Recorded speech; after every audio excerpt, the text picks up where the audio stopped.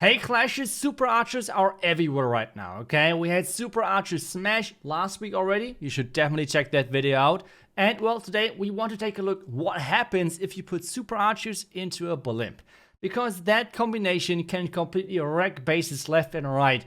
And it is incredibly strong for especially new attackers because the follow-up is somewhat easy. In our example today, we're going to use Lalo. And if you're now thinking, iTzu, easy? Lalo? What are you saying? This makes no sense. Let me explain. I will show you exactly in this video why this combination is really powerful and why I personally like it more than the Dragon and Dragon Riders. So let's get ready, okay? Let's get started with the Blimp. And again, we're going to take a look at different style of bases. We're starting things off with a box base. On those box bases, the cool thing about this Blimp is due to the range of the Super Archers, you do not have to fly that close to the actual town hall. That means that with a bigger range, you do not have to invest the warden. Most of the time, those entries are baited. But for super wizards, that's the important thing. Super wizards do not have the range. They're staying locked out of the compartment, but you have wall breaks in there as well. So you can already by now see why this is so powerful, because the entry already on its own got so much value. The next cool thing about this is with heroes being still strong, you just need to have a really solid supportive option overall. And what is that? That's right, you're damn right. That's the Lalo. Why is Lalo now better in my opinion than, for example, Dragon and Dragon Riders? The reason is quite simple. With this Blimp, you want to go for splash damage in the town hall mainly. A lot of people are trying right now to really heavily force Super Archer Blimps, Super Wizard Blimps and everything to take down the Monolith. The Monolith though is only good versus tanks. Loons are no tanks, which means you can most of the time just overrun the back end, because the Monolith needs like 3 shots to take down 1 Loon, which is a lot, okay? So on this one he's using King and Queen for one of the pushes, and then he has on the other side, that's really important, he never is doing the Lalo push and the hero push at the same side, is time, okay? Time is a really important factor. Now the thing is, why is Erlöser using so many loons? That might be the big question. Well, actually, he is saying that he can't play Lalo, and that's why he's using more loons, because with that he can just spam the entire flank and he doesn't really need to do proper Lalo. He's just spamming those loons in, a huge part in the beginning, and then some loons in the end. And that's pretty much it. It's kinda ironic that this is his approach, but it shows the point that it's really powerful to come with this Lalo on the back end. The next thing as well, on this one, if you have Diggy or the Phoenix for your Royal Champion, that would be awesome fits to make this strategy even stronger. Otherwise, the first base is smashed, the first base is completely wrecked. And if you're not saying iTzu, I don't even know what you would say, because this was a completely maxed out base. No problem, okay, no problem. Maxed out base, check. Now let's get to the next base and see what he's doing next. Again, remember that there is such a big range of those Super Archers that you're going to avoid the majority of baits in bases, because the majority of people are using those Super Wizards. The next thing is you can clone your Super Archers into the base, okay? This is really good. Let's take a look. Now the ring base.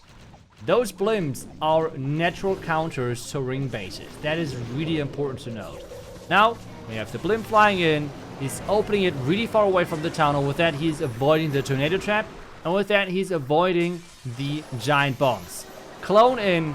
At this point, it's just watching and enjoying the base crumble. Because take a look at this value. This value is not even fair. Taking down the Monolith, the Eagle, the first couple of Expos, the tunnel is going down, the first scatter is going down, more Expos are dropping. Where is this base? That's a good question, and you might think now, iTzu, what is the counterplay? I don't know. Just being lucky and hitting a good NATO, I guess, because he did not even invest the warden. That's the cool thing. With Super Wizards, you need to get really close into the core. because the range is really limited. With the super archers, most of the time you have wall breaks. If that does not work, you can clone your super archers over the wall into the base and raise them up. Another option. Most of the time you can even just reach over the wall because the super archers have such a big range. So you see by now why this is so strong. It is ridiculous. Now the Lalo, again on the other side as the heroes, right? You don't really need to play Lalo for that. I mean, I can understand that people are scared of playing Lalo. I can fully understand that. I'm, for example, not playing Blizzard Lalo because my Lalo is too bad. I think Blizzard Lalo right now is the #1 legend strategy, I think. Or at least top 2. But I'm not really playing it because I'm scared of the Lalo. Well, in this one, you cannot really do a lot of things wrong because you don't have any spells to misplace them. In Blizzard Lalo you have. In this one, it's just coming down to the Blimp. And this Blimp, if you have figured out the pathing and if you figure out the angle you should go for, it is feeling like cheating right now, even on Town Hall 15. It is crazy with this new level, how much you can get. And then in addition, you have so many troops to trigger traps. That's the next thing. I see so many people are using like 4 super archers in their Blimp and barely any troops to trigger traps. Don't do it. Use 1 super archer less and use instead way more troops to trigger traps. It's just so much safer that your Blimp is actually going to connect. Don't be greedy. Don't try to go for, I don't even know, like 1 super archer more. It's just not worth it. It's really not worth it, trust me. On this one though, this base was not worth it either because it just got completely obliterated. So we have now box base, check, even completely maxed out. Now we have the ring base, check. Next one, teaser base. What is he doing on a teaser base? Well, the next thing is, I have talked about that in the last video, is that with super wizards you can Blimp on top of non-max bomb towers. Well, with super archers you can Blimp on non-max bomb towers and on maxed out bomb towers. Both of that is working because super archers have more hit points. So yeah, that's what he's doing. Placing those super wizards over there. Again, cloning, really important to get the timing in. First invisibility spell, wait for the wall breakers and wait for your goblins and everything to disappear because otherwise you might clone those. You want to make sure those wall breakers are gone, and then in the second rotation of invisibility spells, that's by using your clones and that's by using your rage. Really important trick. And now at this point you can see a lot of things of this base are gone again. Well, it's kind of crazy. The next thing, since you do not have any spells to support your Lalo, do not go into sweepers. This is going to end really bad. Trust me, loons into a sweeper, it's kind of the same thing as having electro dragons going into a sweeper. It does not end well for you, okay? That's exactly what is really problematic. So, what is he doing? That's right. Instead, he's sending now the heroes in from the far right side. And what he's doing as well, he's sending now the Lalo then from the top side. In most of those cases which you have seen today, he's not adding the Royal Champion to the heroes, the King and Queen. Instead, he's using her with the Lalo.